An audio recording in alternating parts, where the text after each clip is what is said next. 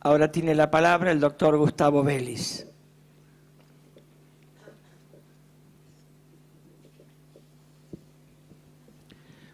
Muy buenos días.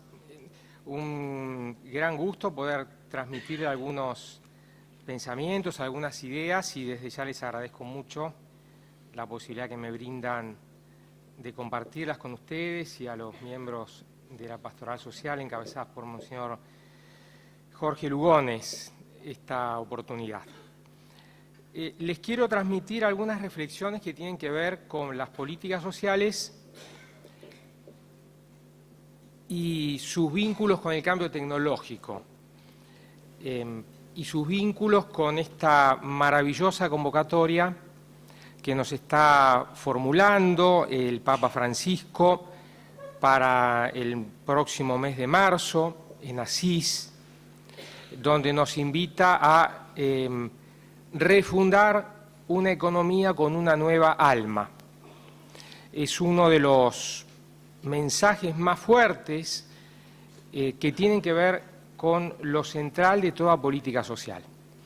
El mensaje que les querría dejar esta mañana es la necesidad de repensar un pacto social que sea humanista y tecnológico, que incorpore una visión humanista de la tecnología que es inevitable y que requiere advertir consecuencias y oportunidades de este fenómeno que todos vivimos.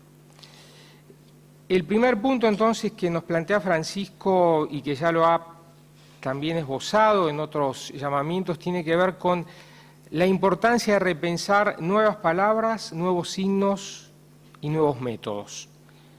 Tres elementos muy importantes, sobre todo en una Argentina como la nuestra, que cabalga por momentos en el siglo XIX y por momentos parece cabalgar en el siglo XXII. Esta idea de una tecnología que convive con altos índices de pobreza, de marginalidad, y que también nos aturde y nos somete y nos genera una sensación de vértigo extraordinario cuando tomamos este teléfono celular. Cuando a través de este teléfono celular nos convertimos en masivos productores digitales, cada uno de nosotros, produciendo en cada segundo, sin siquiera tocar este teléfono, simplemente desplazándonos por cualquier lugar de la ciudad, sin tener un teléfono así, al ser grabados por una cámara, al ser registrados en una transacción comercial, etcétera, etcétera, nos convierte en productores digitales. Y el riesgo es que nos convierta en productos digitales, deshumanizados. Entonces tenemos una economía digital que, querramos o no, está influyendo en cada uno de los aspectos de nuestra vida. Es una economía híbrida. Por un lado, genera situaciones del siglo XIX, niveles de indigencia y de pobreza inaceptables.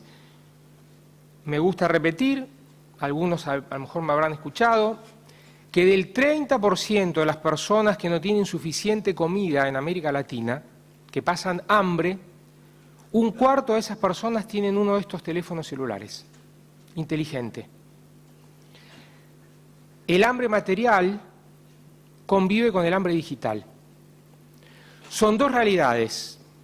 Por un lado, la utopía tecnocrática del siglo XXII, que nos parece indicar que todo se va a resolver por la incorporación tecnológica, de una manera crítica, y por otro lado, lo regresivo del siglo XIX, con situaciones sociales de mucho retraso y de mucha marginalidad.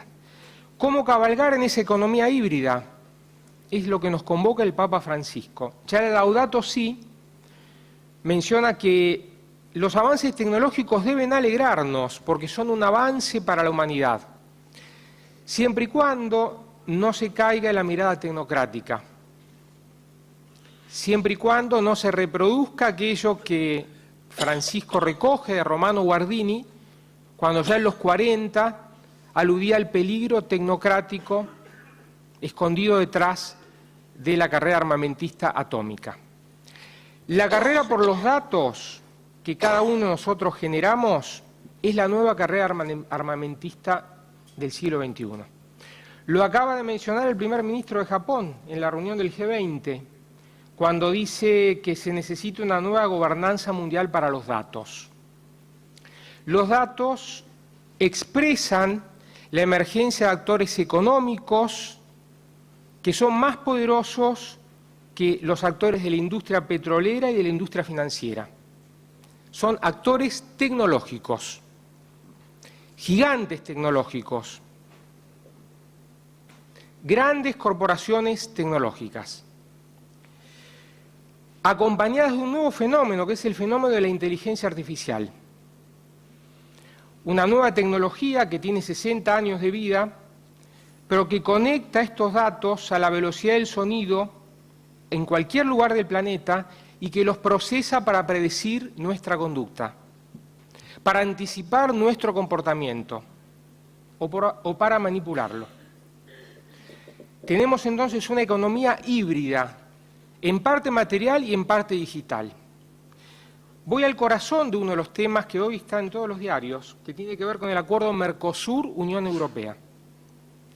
Es un acuerdo que expresa como ninguno esta emergencia de la economía híbrida, con impactos importantes en el sector agropecuario y revelando que lo que está en juego hoy en las negociaciones comerciales internacionales es una cuestión también de política social, porque no discute solamente aranceles, no discute la mera baja o la mera suba de aranceles que revela una relación más o menos proteccionista entre nuestros países. Lo que discute es tecnología, lo que discute es transferencia de datos, lo que discute es conocimiento que está concentrado no solo en una semilla de nuestro sector agropecuario, sino en el software de la industria automotriz, en el 5G para una mejor o mayor conectividad, en el sector de los servicios, en el sector de la cultura, es decir, en el sector productivo que constituye hoy en el mundo una economía post-contenedor. Tradicionalmente nuestra economía estaba sintetizada en el intercambio de bienes entre los países en un barco, en un contenedor, en un avión, en un puerto, que transmitía o intercambiaba bienes físicos. Lo sigue estando, sigue existiendo esa economía del contenedor, pero convive con una economía del post-contenedor, donde un trabajador hoy en la Argentina, sin moverse de su casa, puede exportar conocimiento a la India, puede programar software a cualquier parte del mundo, sin pasar por una aduana, sin tener una habilitación de migración, sin tener una relación formal de trabajo con quien está recibiendo su servicio a muchos miles de kilómetros de distancia. Es una economía post-contenedor porque es una economía inmaterial, digital, pero humana, con profundas consecuencias también sobre nuestro aparato productivo. Una economía que no solo mapea al mundo, ya lo ha mapeado. El GPS, el Waze, cualquiera de nuestras aplicaciones tienen una relación directísima con todo el territorio del planeta. Lo que ocurre en esta nueva economía que está mapeando a las personas y nos está mapeando a nosotros en nuestro interior orgánico y en nuestro interior psicológico. A través de la manipulación del comportamiento, Facebook, antes de dar una recomendación para adquirir un bien comercial o un marketing comercial, evalúa 100.000 variables de comportamiento del universo colectivo del cual se trata. Manipula nuestro comportamiento, pero a su vez genera las condiciones, y quiero subrayar este concepto, para un nuevo calentamiento tecnológico global. Desde el punto de vista geopolítico estamos asistiendo a un nuevo calentamiento tecnológico global. Es un nuevo actor que se conjuga y se establece del mismo modo que el calentamiento climático global. Hay voces científicas que aparecen en el mundo advirtiendo sobre los riesgos de la inteligencia artificial desde el punto de vista existencial de los seres humanos. Y esto no es ciencia ficción. Han salido voces muy reputadas a nivel internacional que hablan de la necesidad de establecer un mecanismo de regulación para los fenómenos de la inteligencia artificial del mismo modo que se sigue científicamente el cambio climático. Y cito simplemente un ejemplo que tiene que ver con nuestra economía, porque tiene que ver con la biotecnología. En el mes de noviembre de 2018, el mundo rompió una barrera supersónica que nunca antes había roto: la edición genética de seres humanos. Un científico chino, de cuyo paradero nos ha tenido más noticias en los últimos al menos 45 días, Xi Jiankui, que estudió en la Universidad de Stanford y anunció en Hong Kong en un congreso de biotecnología la primera edición de seres humanos. 2 mellizos. Los editó genéticamente. Había manipulaciones genéticas fuera del ser humano, fuera del vientre del ser humano, en un laboratorio, en una probeta. Pero fue la primera vez en la historia de la humanidad que se anuncia la edición genética, en este caso de 2 seres humanos, eran unas gemelas, con la pretensión de evitar que contraigan el virus del SIDA, pero sin medir las consecuencias de deformaciones, de autoinmunidad e incluso de seguridad nacional e internacional que una medida semejante podía suponer.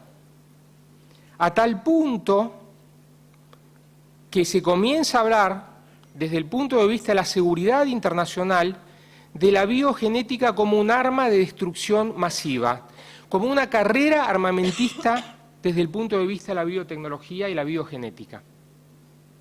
¿Tiene esto que ver con nuestra realidad productiva, amén de las profundas implicancias éticas y morales que supone? Tiene muchísimo que ver.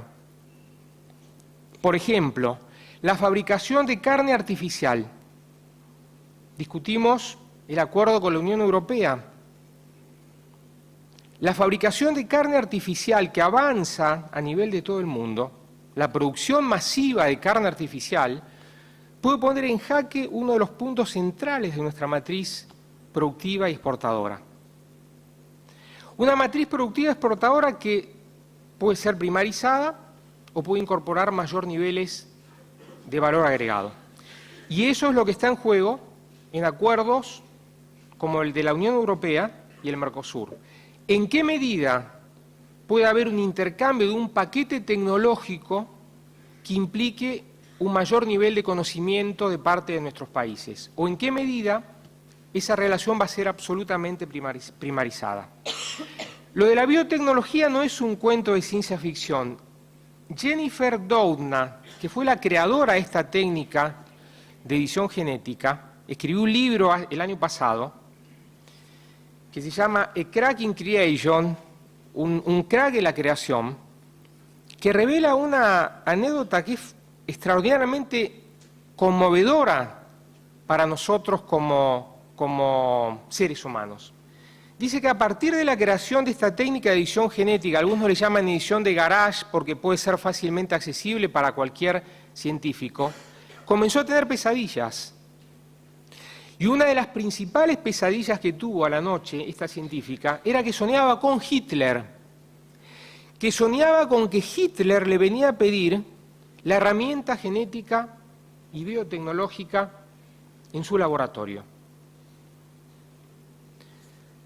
No estamos hablando de ciencia ficción, estamos hablando de una tecnología de frontera que impacta de un modo decidido sobre nuestro aparato productivo.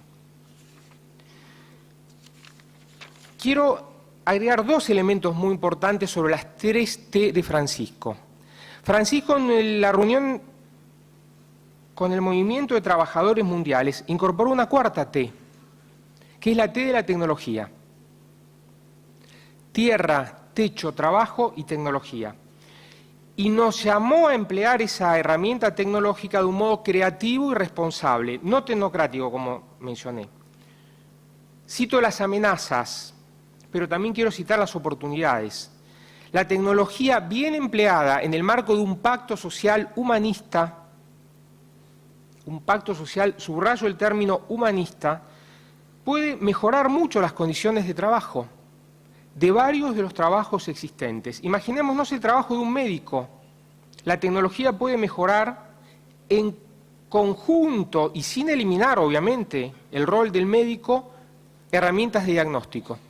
Puede mejorar y anticipar el diagnóstico de un cáncer. Puede mejorar la lectura de una tomografía computada, de un análisis clínico. Puede mejorar y prevenir y hacer llegar de un modo más accesible los diagnósticos a los sectores más desfavorecidos. La tecnología puede mejorar a través de la inteligencia artificial la tarea de un maestro, personalizando el trayecto educativo, generando un reemplazo de tareas rutinarias y burocráticas que sean realizadas por máquinas para que el maestro se pueda concentrar mayormente en la personalización de esa educación. La tecnología puede evitar accidentes de tránsito, puede mejorar la movilidad, puede disminuir las muertes por accidentes de tránsito, puede mejorar la huella climática, puede mejorar la huella ecológica. La tecnología puede mejorar el funcionamiento de nuestra justicia. La tecnología puede mejorar el funcionamiento de nuestras aduanas. La tecnología puede mejorar y hacer más transparentes a nuestros sistemas públicos. Quisiera subrayar este elemento central que me parece que tiene que ver con un nuevo pacto social. Bill Clinton diría, no son los robots, estúpido, con perdón de la expresión, él decía, es la economía, estúpido. No son los robots el problema. Alemania, Corea, Japón tuvieron el mayor crecimiento de robots en la industria automotriz y fueron las que más crearon empleo industrial después de la crisis de 2008. No son los robots el problema. El problema son los dividendos digitales. Cómo se distribuyen, cómo se redistribuyen, cómo se generan, cómo se regulan los dividendos digitales generados por esta economía de los datos. Ese es el rol central. Es un rol ético, no es un rol tecnológico. Es un rol de ética distributiva. Por eso se menciona en el marco de este pacto social la importancia de una justicia social tecnológica. Se mencionó en la reunión del G20 en Buenos Aires, una justicia social que debe rescatar los elementos clásicos, fundantes de la justicia social, pero que le debe incorporar la mirada tecnológica. No para deshumanizar la tecnología, sino para el contrario, para humanizarla. No se trata solamente de preservar los trabajos existentes, sino de mejorarlos, de mejorar la dignidad del trabajador a través de la tecnología, de mejorar la dignidad de un conductor de vehículos a través de la tecnología, para evitar accidentes, de un minero para hacer más saludable su profesión, de un maestro para hacerla más personalizada, de un médico para hacerla más eficaz. La tecnología también puede ser una herramienta para esto, y no solo para esto. La tecnología nos invita a soñar los trabajos del futuro, los trabajos que no han sido creados. No solo se trata de preservar los trabajos existentes y mejorarlos, sino de tener la utopía y la creatividad para ser capaces de imaginar los trabajos del futuro. ¿O alguien pensaba hace, no 10 años atrás, hace 2 años atrás, que un trabajo posible para un joven de hoy podría ser el de community manager, el de manejo de redes sociales? Tenemos en ese sentido un desafío gigantesco, y lo quiero citar muy rápidamente para ya terminar, de políticas públicas. Primera política pública, evitar mayores discriminaciones a través de los algoritmos, garantizar la ética de los algoritmos. La inteligencia artificial se maneja a través de algoritmos, de cálculos matemáticos alimentados por los millones de datos que producimos. Esos algoritmos no pueden reproducir Frankensteins, no pueden reproducir ni los elementos xenófobos, discriminatorios, ni excluyentes de nuestro sistema económico y social. Tenemos el derecho a saber cómo están compuestos los algoritmos que generan muchas conclusiones de políticas públicas y comerciales. La ética de los algoritmos, la ética de la calidad de nuestros datos es esencial, porque si no la inteligencia artificial lo que reproduce es la discriminación hacia las mujeres, la discriminación hacia las personas de color, la discriminación hacia los más débiles. Es una fotografía ampliada de nuestras propias inequidades como sociedad. El segundo elemento que tenemos que considerar, y esto tiene muchísimo que ver con el acuerdo Mercosur-Unión Europea, las compras públicas. La capacidad del Estado cuando pone en marcha su poder de compra. Las compras públicas tienen que ser una gran fuente de innovación tecnológica para nuestros países. Compras públicas para la innovación, compras públicas para ser capaces de generar mecanismos de innovación en nuestro sector productivo. Tercer elemento, tenemos que hacer un gran esfuerzo de alfabetización digital, similar al esfuerzo de inclusión en la lectoescritura. Y ese esfuerzo de alfabetización digital, sin el cual no vamos a poder tener una presencia en la economía del conocimiento que ya está entre nosotros, tiene un gran desafío de vincularse con la economía popular, de vincularse con las nuevas expresiones de la economía popular. ¿De qué manera repensamos capítulos tecnológicos para la asignación universal por hijo? Es un elemento de primerísima importancia. Cuarto elemento, tiene que ver con el acuerdo Mercosur-Unión Europea. Los países que están en esta frontera digital buscando mejores oportunidades de trabajo para los seres humanos que habitan su territorio, han comenzado a desarrollar lo que se llama una tecnodiplomacia. Los grandes temas diplomáticos no tienen que ver con la carrera del acero y de las armas hechas con acero o con componentes atómicos solamente. Se deciden en el tamaño de un chip de una computadora o de un ordenador. La discusión tecnológica central entre China y Estados Unidos tiene que ver con el 5G y con los nuevos chips, con los nuevos microchips. Tenemos que estar presentes en esa discusión digital diplomática a través de la nominación, la creación, el impulso de embajadores digitales. En los puntos neurálgicos del mundo se están discutiendo estas cuestiones, que no son solo públicos, son también privados. Embajadores digitales en Silicon Valley, embajadores digitales en la China, embajadores digitales en Europa. En estos lugares se discuten los nuevos paradigmas productivos y económicos que tienen muchísimo que ver con la posibilidad de incluir socialmente o excluir socialmente a nuestra población. El último punto y termino. Lo menciona también Francisco en varios elementos cuando habla de una política en salida. Y lo menciona también Adolfo Pérez Esquivel. Hace poquito estuve en una conferencia que convocaron en el marco de la discusión de el régimen penal juvenil. Y Adolfo Pérez Esquivel dijo dos frases que a mí me conmovieron y que son, me parece, muy pertinentes para compartir con ustedes esta mañana. Hablamos mucho de un sistema productivo donde hay un monocultivo. La primarización, un monocultivo. El riesgo de la zoización, de generación de pocas fuentes de trabajo. Y él mencionó que hay otro riesgo más importante, que es el monocultivo de las mentes. El monocultivo con un pensamiento único.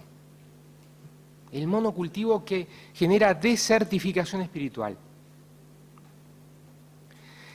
Y señaló otro elemento y otra imagen que me parece también es muy pertinente, que dijo, los puños cerrados son incapaces de sembrar. Los puños cerrados son incapaces de sembrar. Y cuando hablamos de un pacto social, hablamos de una instancia de diálogo, de encuentro, de una política en salida, de una política al encuentro del otro, entendiendo que toda verdad es sinfónica. Toda verdad es sinfónica.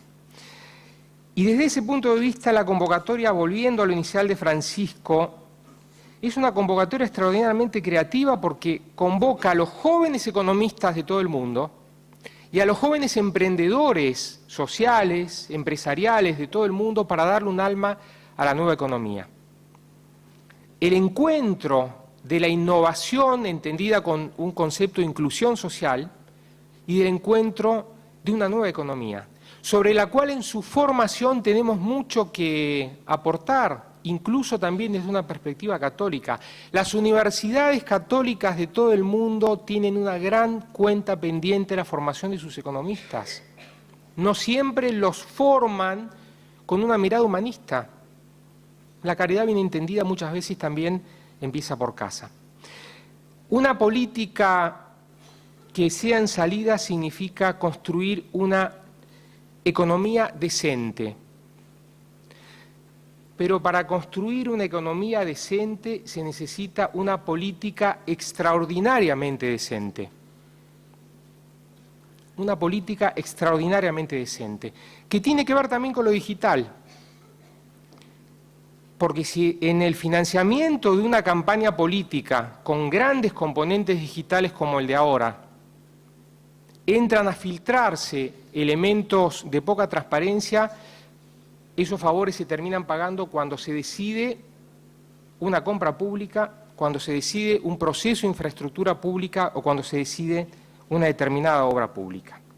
Entonces, el último elemento tiene que ver con la capacidad de la política de recuperar elementos de confianza social. Francisco nos llama a evitar el enrocamiento del corazón, corazones de roca, de piedra. Evitar el enrocamiento del corazón, evitar la mirada instrumental del otro.